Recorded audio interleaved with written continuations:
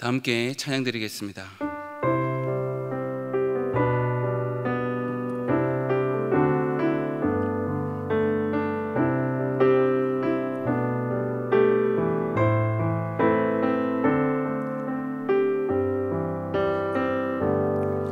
세상의 유혹 시험이 내게 몰려올 때에 나의 힘으론 그것들 모두 이길 수 없네. 거대한 폭풍 가운데 위축된 나의 영혼 어찌할 바를 몰라 헤매이고 있을 때 주를 찬양 손을 들고 찬양 전쟁은 나에게 속한 것 아니니 주를 찬양 손을 들고 찬양 전쟁은 나에게 속한 것이니 주위를 둘러보면 아무도 없는 듯 믿음의 눈을 들면 보이는 분 계시네.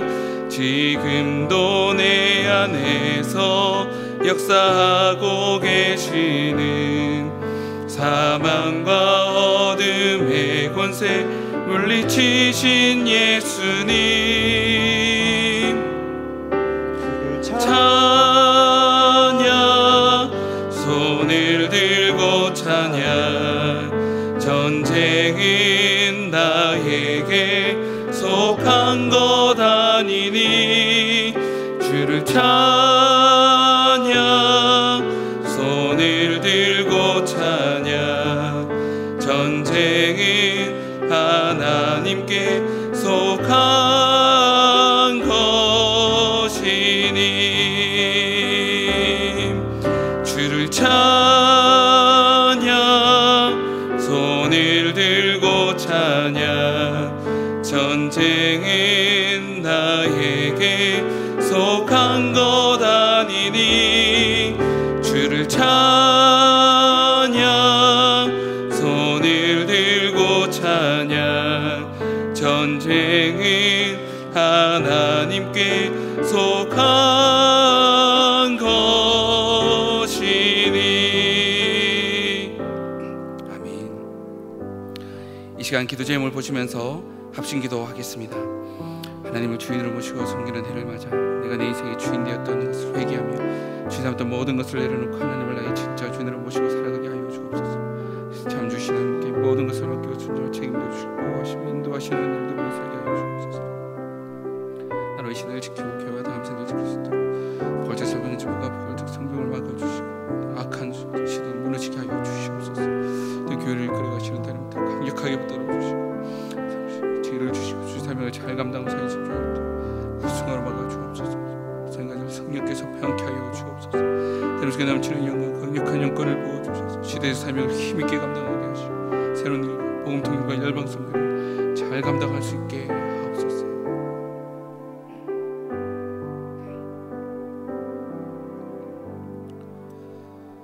하나님을 주인으로 모시고 섬기는 해를 맞아 내가 내 인생의 주인 되었던 것을 회개하며 주인 삼았던 모든 것들을 내려놓고 하나님을 나의 진짜 주인으로 모시고 살아가게 하옵소서. 그리고 내 인생의 참 주인이신 하나님께 모든 것을 맡기고 순종할 때 책임져 주시고 보호하시며 인도하시는 은혜를 누리며 살게 하옵소서. 나라와 이 시대를 지키고 교회와 다음 세대를 지킬 수 있도록 포괄적 차별금지법과 포괄적 성교육을 막아 주옵소서. 이뿐만 아니라 교회를 무너뜨리려고 하는 모든 악한 정책과 시도들이 무너지게 하옵소서. 이 어려운 때에 우리 교회를 이끌어 가시는 담임 목사님을 더 강력하게 붙들어 주시고 코로나 시대를 잘 감당할 수 있는 성령의 지혜를 주시고 주신 사명을 잘 감당하고 사역에 집중할 수 있도록 모든 사단의 공격을 은혜의 불성각으로 막아 주옵소서. 특별히 건강을 지켜주시고 목사님의 가정을 성령께서 평안케 하옵소서. 담임 목사님께 넘치는 영감과 강력한 영권을 부어주셔서 시대적 사명을 힘있게 감당하게 하시고 다음 세대를 세우는 일과 복음 통일과 열방 선교를 잘 감당할 수 있게 하옵소서. 오늘 이 시간 말씀을 통해 우리에게 은혜를 베풀어 주시고 믿음으로 순종하는 삶을 살아가게 하옵소서. 감사하며 예수님의 이름으로 기도드리옵나이다. 아멘. 오늘 하나님이 우리에게 주시는 말씀은 야고보서 1장 2절에서 4절까지의 말씀입니다. 신약성경 371면에 있습니다. 야고보서 1장 2절에서 4절까지의 말씀을 한 목소리로 함께 읽도록 하겠습니다. 내 형제들아, 너희가 여러 가지 시험을 만나거든 온전히 기쁘게 여기라. 이는 너희 믿음의 시련이 인내를 만들어내는 줄 너희가 알미라. 인내를 온전히 이루라. 이는 너희로 온전하고 구비하여 조금도 부족함이 없게 하려 함이라. 아멘. 왜 시험을 주십니까? 라는 제목으로 오늘 말씀을 함께 살펴보고자 합니다. 초대교회 성도들이 복음을 듣고 예수님을 영접한 후 열심히 믿음의 생활을 하고 있습니다. 그런데 예수님을 믿지 않았던 때보다 오히려 예수님을 믿고 더 큰 어려움을 겪고 있습니다. 매를 맞고 옥에 갇히기도 하고 하물며 죽는 일까지 발생이 됩니다. 더 이상 견딜 수 없어 정들어 살던 고향을 떠나 여러 지방으로 흩어지기도 합니다. 가는 곳마다 환영하는 것이 아니라 오히려 추위에 떨며 굶주림으로 큰 어려움을 겪게 됩니다. 이러한 어려움을 겪을 때에 믿음에 대한 혼란이 일어나기 시작합니다. 계속해서 믿어야 하나 말아야 하나, 차라리 믿지 않았다면 이런 어려움도 없었을 텐데, 이런 생각에 빠져들게 된 것입니다. 그래서 믿음을 버리고 다시 옛날로 돌아가는 사람들까지 생기게 됩니다. 이러한 현실을 야고보가 듣게 되고 그들에게 편지를 쓰는 것입니다. 야고보가 믿음에 대한 혼란으로 회의에 빠진 성도들에게 편지 쓸 때에 그들에게 안부를 먼저 묻기 전에 내 형제들아, 너희가 여러 가지 시험을 당하거든 온전히 기쁘게 여겨라 이 말씀을 하고 있습니다. 이 말씀을 먼저 한 것을 보면 흩어진 성도들이 겪고 있는 이 어려움이 얼마나 심각했던가를 생각해 보게 됩니다. 그런데 이렇게 심각한 어려움을 당하는 성도들에게 야고보는 시험을 당하거든 온전히 기쁘게 여겨라 말씀하고 있습니다. 시험이란 기쁘게 여길 만한 것이 아니지요. 고달픔이고 괴로움과 고통입니다. 굶주림과 냉대를 겪는 것입니다. 기뻐할 수 있는 일이 아니지요. 그런데 이러한 시험을 당하면 기뻐하라 말씀합니다. 왜 이처럼 성도들에게 시험을 주시는 겁니까? 시험이 하나님께로부터 온 것이라면 시험을 주고 기뻐하라네요. 시험을 안 주셨으면, 시험이 없었으면 그냥 저절로 기뻐했을 텐데 말이죠. 오늘 말씀을 통해 우리에게 왜 시험을 주시는지 함께 살펴보고자 합니다. 그래서 모든 성도님들이 시험 가운데 있을 때 진정으로 기뻐하고 감사의 고백을 올려드릴 수 있는 그런 은혜가 있기를 축복합니다. 왜 시험을 주십니까? 첫 번째, 본질을 붙들도록 하기 위해서입니다. 오늘 본문 2절과 4절에서 야고보는 여러 종류의 시험을 만날 때 기뻐하라고 말하고 있습니다. 여기서 시험이라는 단어는 헬라어로 페라스모스라는 단어입니다. 이 단어의 뜻으로 시험을 미루어 볼 때 시험은 일상적인 삶이 중단된 것을 의미합니다. 1세기 헬라 문화권에서 시험이란 병을 앓는 것과 같았습니다. 그런 경험으로 이해하였습니다. 병이 몸에 침투해 들어옵니다. 몸이 붓고 열이 나고 쑤시고 움직이지 못하게 됩니다.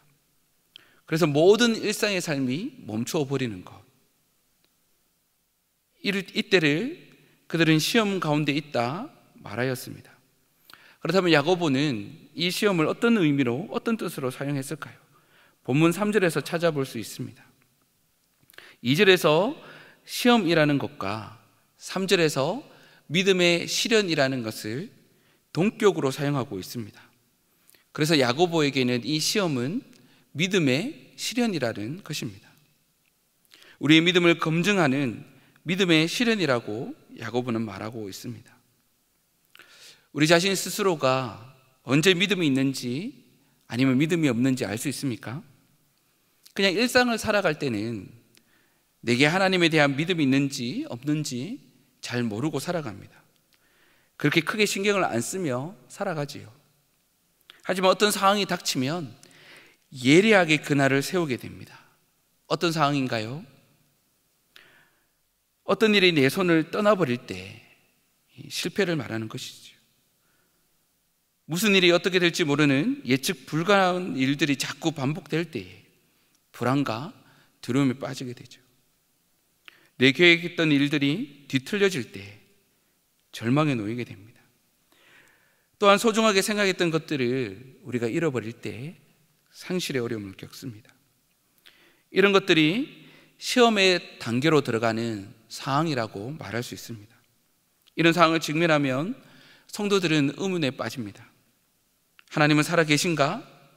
그 하나님은 나를 사랑하시는가? 왜 나는 안 도와주시는가? 이때 우리의 믿음은 시험을 받는 것입니다. 평상시에 내가 의지하며 붙들고 살았던 것이 무엇인지 보게 되는 것입니다. 상황과 환경은 항상 우리의 믿음을 초라하게 만들어 버리기 일쑤입니다. 그러나 이런 처참한 상황이 되어야지 우리는 우리가 붙들고 있는 본질이 무엇인지 제대로 알게 됩니다. 실패 가운데 주님을 붙들게 되며 낙심 가운데 주님을 의지하게 되는 것이고 절망 가운데 주님을 나의 피난처로 삼는 것입니다. 야고보는 믿음의 시련이 인내를 만들게 된다고 말하고 있습니다. 여기서 인내는 히포모네라는 헬라어 단어를 사용하고 있습니다. 이 히포모네라는 단어는 인내, 그냥 우리가 흔히 생각하는 참고 버티는 것을 의미하지 않습니다. 오히려 적극적으로 본질을 붙드는 것을 말하고 있습니다. 시험을 당할 때 인내를 만들어야 되는데 그냥 참는 것이 아니라 붙들라는 것입니다. 수동적으로 그냥 이 어려움에 버티는 것이 아니라 능동적으로 내가 붙들고 있는 본질이 무엇인지를 살펴보고 그 본질을 붙들라는 것입니다. 내가 참 의지하는 것이 무엇인지, 나에게 가장 소중한 것이 무엇인지, 나의 부르심이 무엇인지 그 본질을 붙들라는 것입니다. 얼마나 능동적이고 적극적인 것입니까? 시험을 통해 인내를 만들 때 이 인내는 우리에게 능동적이며 적극적인 것입니다. 당하거든 만들어내라 말씀합니다. 우리가 겪어야 할 여러 수많은 환난들이 오히려 본질을 찾는 계기가 되는 것입니다. 시험이 우리에게 가져다주는 결실입니다. 평상시에는 우상을 쫓아 살다가 환난을 겪어봐야 허상이 아닌 실상을 붙들게 되는 것입니다. 시험은 결국 뿌리 깊은 나무를 만들어낸다는 것입니다. 시험은 우리의 뿌리를 깊게 만들어내기 때문에 그래서 오늘 야고보는 이 시험을 기뻐하라 말씀하고 있습니다. 두 번째입니다. 왜 우리에게 시험을 주십니까? 조금도 부족함이 없는 성숙한 성도가 되기 위해서입니다. 야고보는 4절에서 인내를 온전히 이루라 말씀합니다. 인내를 온전히 이루라, 다르게 말하면 끝까지 본질을 붙들라는 것입니다. 시험이 인내를 만들고 시험을 통해 인내를 온전히 이루게 되는 것입니다. 이 시험을 온전히 이루게 되면 무슨 일이 일어납니까? 4절입니다. 우리 함께 읽도록 하겠습니다. 인내를 온전히 이루라, 이는 너희로 온전하고 구비하여 조금도 부족함이 없게 하려 함이라. 아멘. 우리가 인내를 이루면 온전하고 부족함이 없는 상태로 들어간다 말씀합니다. 사랑하는 여러분, 한 사람이 온전해지는 비결은, 한 사람이 온전해질 수 있는 것은 무엇인가를 많이 성취하고 어디 높은 곳에 도달했을 때가 아닙니다. 오히려 시험을 당할 때라고 말씀하고 있습니다. 올라가면 완벽해진다고 생각하는데 아니라는 것입니다. 온전이라는 것은 틈이 없는 상태를 말하고 있는 것이 아닙니다. 붕괴 직전에 가야 온전해지는 것이라 말씀하고 있습니다. 시험으로 흔들려 봐야 온전해질 수 있다고 말씀합니다. 신앙의 성숙은 시험과 시련을 통해 단련되고 성숙하게 되는 것 같습니다. 구약시대 하나님의 사람들은 오랫동안 시험을 통해 성숙해져 간 사람들이었습니다. 야곱은 20년간 하란에서 외삼촌 밑에 고된 수고를 하였습니다. 요셉은 약 13년 동안 애굽에서 종살이를 하였습니다. 모세는 어떻습니까? 40년간 광야에서 목동으로 생활했습니다. 다윗은 10년간 피신 생활을 하였지요. 그들은 오랜 시험의 시간을 통해 신앙으로 성숙한 사람이 되었습니다. 하나님께서 믿는 자들에게 이렇게 지속적으로 시험을 하는 것을 볼 때에 하나님이 결국 우리에게 원하시는 것은 신앙의 성숙이라 생각하게 됩니다. 우리가 이 세상에 힘써야 할 목표가 있다면 그것은 바로 성화입니다. 계속해서 거룩해져 가는 성숙함이라는 것을 믿으시기 바랍니다. 우리 힘으로 우리 스스로가 성숙해지는 것, 거룩해지는 것 아주 힘든 것입니다. 아니, 불가한 것일지도 모르겠습니다. 그래서 우리로 하여금 시험을 통해 온전하고 구비하여 조금도 부족함이 없는 상태가 되게 하시는 것입니다. 사랑하는 여러분, 이 얼마나 영광스러운 것입니까? 이 얼마나 흥분되는 것입니까? 죄인인 우리가, 죽음 마땅한 우리가 온전하고 완벽하여 조금도 부족함이 없는 성도가 되는 것, 얼마나 가슴 벅찬 일인지요. 얼마나 감사한 일인지요. 영적 거목은 뿌리 깊은 나무입니다. 찬바람을 맞아야 나무의 뿌리가 깊어지는 것입니다. 그 뿌리를 주 예수의 신실함과 하나님의 인자하심에 두고 여러 어려움 속에서도 그 믿음이 흔들리지 않는 사람을 믿음의 거목이라 부르는 것입니다. 시험이 올수록 삶의 뿌리가 주 예수께 점점 더 깊이 박히게 되어 우리로 요동치 않는 자가 되게 하는 것, 이것이 바로 우리가 일상에서 만나는 여러 시험이 가져다주는 은혜이죠, 유익이라 말할 수 있습니다. 말씀을 맺겠습니다. 오래전에 월리엄 카우퍼라는 사람이 살았습니다. 그는 32세 때에 어려운 시련을 겪으며 약을 먹고 자살을 하려다가 실패하고 맙니다. 그는 거기서 그치지 않고 템스강에 가서 투신 자살하기 위하여 마차를 잡아 탔습니다. 그날 밤 따라 안개가 몹시 심해서 몇 시간을 헤매었지만 그가 원하는 곳에 도착하지 못했습니다. 그는 화를 내며 내려서 걸어가기로 작정했습니다. 그런데 아무리 걸어도 자기가 원하는 템스강까지 가지 못했습니다. 나중에 한 사실이지만 그는 안개로 말미암아 같은 자리를 맴돌았다고 합니다.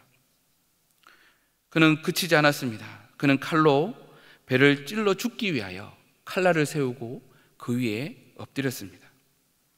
그런데 웬걸요, 칼날이 부러져서 실패하고 맙니다. 그는 큰 시련으로 인하여 여기서 멈추지 않고 또다시 목을 매기로 결심합니다. 드디어 목을 매달았습니다. 그가 실신하였습니다. 그런데 그 순간 어떤 사람이 나타나 그 줄을 끊어내고 그의 생명을 구하게 됩니다. 실패로 돌아갔습니다. 이랬던 그가 그 이후에 예수님을 영접하고 다음과 같은 찬송의 시를 썼습니다. 주 하나님 크신 능력 참 신기하도다. 바다와 폭풍 가운데 주 운행하시네. 참 슬기로운 그 솜씨 다 측량 못하네. 주님 계획한 그 뜻은 다 이루어지도다. 검은 구름 우리들을 뒤덮을지라도 그 자비하신 은혜로 우리를 지키네. 어둠에서 소경같이 나 헤맬지라도 주 나를 불쌍히 보사 앞길을 비추리. 찬송가 80장입니다. 주 하나님 크신 능력이라는 이 찬송의 가사를 쓰게 됩니다. 월리엄 카우퍼는 인생의 시험을 만나 죽고자 하였으나 주님을 만나 살고자 하는 인생이 되었습니다. 오히려 자신의 인생을 이끄신 하나님의 놀라운 계획과 그 은혜를 찬양하게 되었습니다. 시험으로 인해 인생이 낭떠러져 있는 것 같으신가요? 그 시험으로 인해 주님이 우리를 살리고 새롭게 하시길 간절히 기도합니다. 사랑하는 여러분, 인생의 실패로 혹 무너져 있으십니까? 무슨 일이 어떻게 될지 모르는 예측 불가한 일들이 자꾸 반복됨으로 인하여 불안하고 두려우십니까? 내가 계획했던 일들이 다 뒤틀려져서 혹 절망 가운데 있으십니까? 소중하게 생각했던 것들을 다 잃어버리고 상실 가운데 혹 낙심해 있으십니까? 시험 가운데 진짜 힘들어하는 분들에게 믿음을 가지십시오. 이겨내셔야 됩니다. 이렇게 말씀하기가 참 쉽지가 않습니다. 그러나 간절히 기도하기는 오늘 말씀이 시험 가운데 있는 우리 모두의 삶 가운데 이루어지길 축복합니다. 하나님, 시험 가운데 기뻐할 수 있는 믿음을 주옵소서. 하나님, 시험 가운데 본질을 붙드는 은혜를 주옵소서. 하나님, 시험을 통해 조금도 부족함이 없는 예수님을 닮는 성도, 성숙한 그리스도인이 되게 하옵소서. 시험을 주신 우리 아버지께서 시험을 이길 힘도 주시고 기뻐할 수 있는 은혜도 주시고 그로 인해 조금 더 예수님 닮는 성숙한 성도가 되게 해주시길 축복합니다. 이 시간 기도 제목을 보고 읽은 후에 함께 기도하도록 하겠습니다. 사랑의 하나님, 하나님은 나를 사랑하시는 나의 아버지이심을 믿습니다. 나에게 믿음을 주셔서 아버지가 주시는 시험을 기쁨으로 받게 하옵소서. 시험을 통해 믿음의 본질을 붙들게 하시고 시험을 통해 조금도 부족함이 없는 성숙한 그리스도인 예수님을 닮아가는 성숙한 성도가 되게 하옵소서. 우리 다 함께 기도드리겠습니다. 사랑하는 주님, 하나님, 나를 사랑하시는 나의 아버지임을 믿습니다. 이 아버지께서 주시는 그 시험을 기쁨으로 받을 수 있도록 믿음을 허락하여 주옵소서. 감사와 은혜를 받을 수 있는 믿음의 역량을 허락하여 주옵소서. 그래야 시험을 통해 믿음의 본질을 붙들게 하여 주시고 시험을 통해 조금도 부족함이 없는 성숙한 그리스도인이 되게 하여 주옵소서. 사랑하는 주님, 부족함이 없는 성숙한 그리스도인, 부족함이 없는 성숙한 성도, 하나님 주님이 주시는 은혜인 줄 알고 이 시험을 기쁨으로 받을 수 있도록 주여 역사하여 주옵소서. 더욱 예수님을 닮는 성숙한 성도가 되게 하여 주옵소서.